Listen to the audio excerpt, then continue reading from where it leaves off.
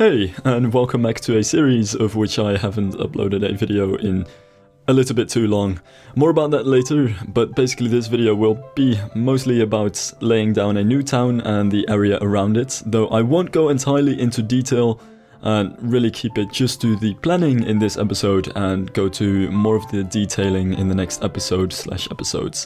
But yeah, there's something that I should probably talk about, which is the fact that it's taken me a week since the last video, over a week, to upload this one, and basically it has to do with the issue that I'm currently having, where lately I've been sort of busy, so I can't really make too many videos, but now that I've picked it up again and I am recording many videos in the game, I can't quite keep up with actually recording commentaries for the videos and producing the videos themselves, so I'm sort of getting behind in that aspect. So while I'm talking, I'm actually already at episode 19, which is terribly far ahead, but yeah, something to keep in mind is that it'll take me extra long in this time to get back to feedback.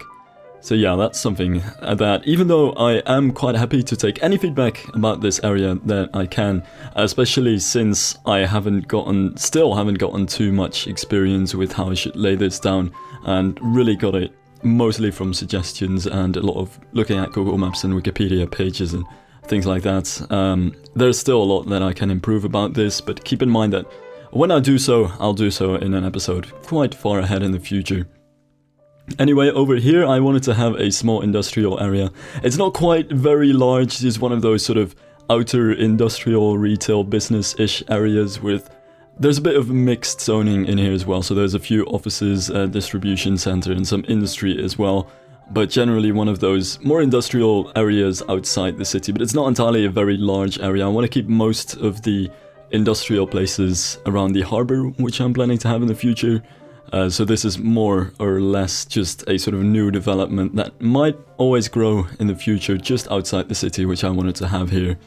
And then this national highway sort of thing with the dirt around it is going to be the main road, which is going to lead to the new town which I want to have around here and also start laying down in this episode. And it'll really just go through this countryside, which will just be grassy fields with windbreakers and a few farms. Something to keep in mind at this point in time is that I do think right here I made the fields a little bit too small, and I also had too many farms considering how small the fields of the farms are, so I'm already going to change that in future episodes. That is definitely something I'll get to, but yeah, this should be the overall layout of this area as it will be in the end. And the general idea of how I'm laying this down, because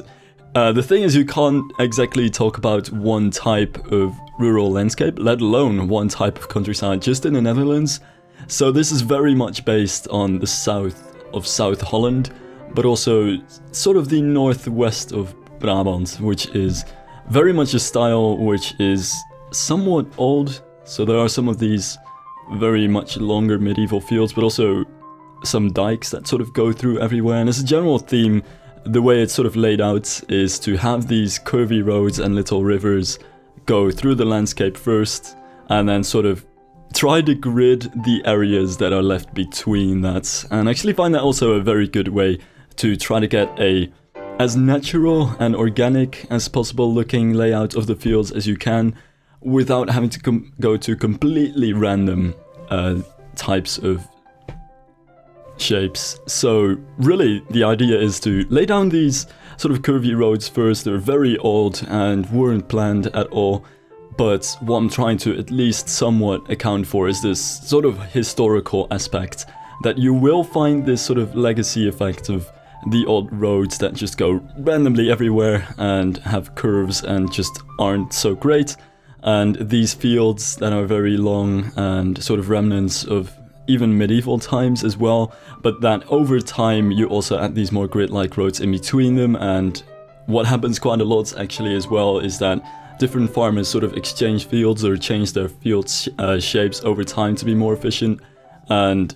that's something which I try to sort of account in this way too. So really, as a general measure, it's just lay down random curvy roads just about everywhere and try to actually get some organized looking fields in between that. Now when it comes to this town over here, it's quite a mid-sized town. I took some inspiration for it from cities, especially a city called Duiven, which is somewhere in the eastern part of the country. And there are many small towns like this, though. It's basically very much centered around the railroad, so it has an almost circular type shape around the railroad, and nothing special really there, and consists just out of an old part of the town with some 60s, 70s row houses, and a few more modern developments, but no real V-Nex-ish developments, as you would see around larger cities. So this is really going to still be quite a small town, and I want to keep this as more of a historical, cute-ish town than as a large city. So that's really the idea behind this. It's not a specially designed or planned area to be near the big city, but just sort of a small town that supposedly sort of organically grew over time, and that's really the major inspiration for it. A bit of inspiration you can find in a city called Houten as well, especially with having that sort of ring road around it, which is obviously added in a much later stage of this town, with all the roundabouts which sort of connect the roads to where you can actually enter the city. And though I didn't expect it prior to making this, I really did need them, and this is really one issue which sort of constrains in the game, and I wouldn't want to see realistically, is the fact that you get unholy amounts of traffic in this game. Like, really, a town like this should realistically get just a bit of traffic, but I think in the game, though I'm not 100% sure about this, everybody just goes to work and works for 5 minutes and returns, and because of this sort of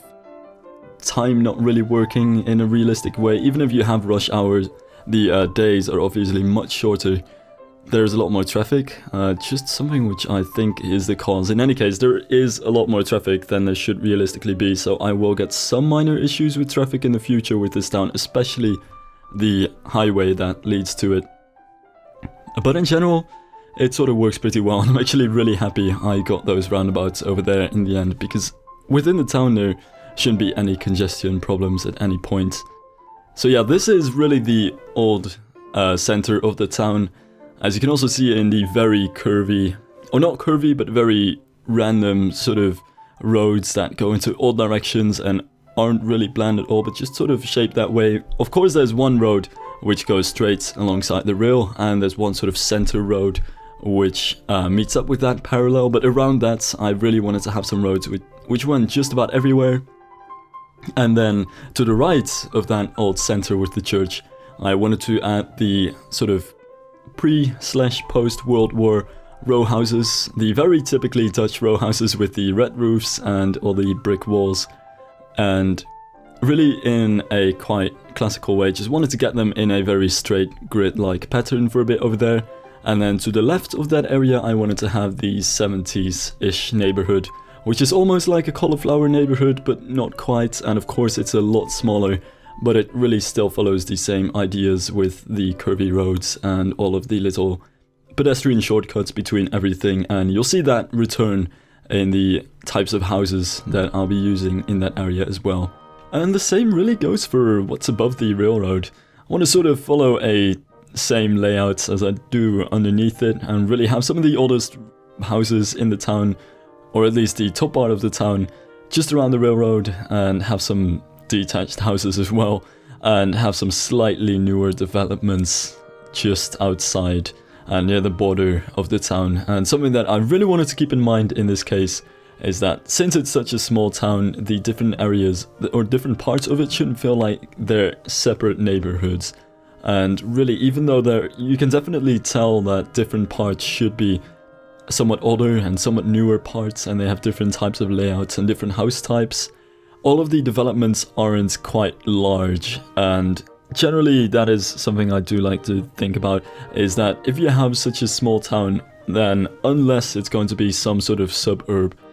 of a surrounding large city, it really grows quite organically in a way that it still grows quite planned, but really in very small steps at a time. So wanted to avoid adding any type of really large neighborhood that's really focused on its own, but every sort of addition to the town should still keep the town as a whole, if that makes any sense. I wanted to make sure that every addition really wouldn't turn inward too much and wouldn't have their own thing, but would still keep the overall shape of the town going and keep it as a whole and not separated too much. Same sort of goes for the railroad, actually, since there is obviously a railroad running straight through a town is sort of a problem, because you can have that effect where it really breaks up the town. You feel like you have two halves that are completely detached from each other and just don't have much to do with each other at all. And that's why I really wanted to make sure I had those 3 different places where the road goes underneath the railroad, and also there is a pedestrian bridge as well at the station. Only thing I should note about the station is that while I've gone with a certain station, and you'll see this at some point in the future, I went with a certain station but didn't realize that actually the station doesn't have a tunnel or a bridge to get to the other side of the rail. So while I added that pedestrian bridge myself, the station doesn't functionally use it. So, like, the people in the station naturally just spawn on the other side of the rail, which is very awkward. And I might replace the station at some point in the future, but yeah, it's something to keep in mind at the moment that, yeah, my people are behaving in strange ways in the station, but that's completely normal, or at least it's supposed to happen. I can't do much about it until I get a different station at some point in the future. Anyway, this is really that type of 80s. Yeah, I would actually say 80s. It's a little less random and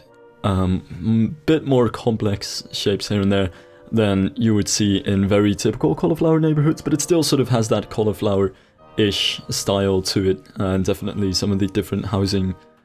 styles as well. The only thing that I really sort of made a mistake of when it comes to this area is that all of the little areas where I didn't zone anything and where I had those pedestrian paths sort of make the little plazas are going to be playgrounds in the future, and while it's realistic to have a good amount of playgrounds around your houses in the Netherlands, I went way overboard with this, so might also want to change that in the future, even if just a little bit. But yeah, this is by far the largest new sort of development in this town. The idea is that this entire development sort of happened simultaneously with the little center area there, with the supermarket and also the school, which you can see at the top, which is just hidden underneath Chirpy. I think that's its name, yeah. But yeah, the idea is that this is sort of a new neighborhood. It's a very large expansion of the town where, at the time when this was built, quite obviously really doubled the town in size. But that all of this was planned and built at the same time. So that's why this is very much in the same style and really goes along with the center of the town as well in style. But I also wanted to use this as a way to make sure that in the heart of the town, which is around that roundabout, which has the supermarket and the high school, you sort of have that sort of central little place in the town where you have the most important services. I don't actually have a town hall. You would commonly see that as well, but yeah, in towns like these where you just have a couple thousand inhabitants, you do quite often see that in the middle of the town there is this sort of slightly newer place with some newer buildings where they have like the city hall,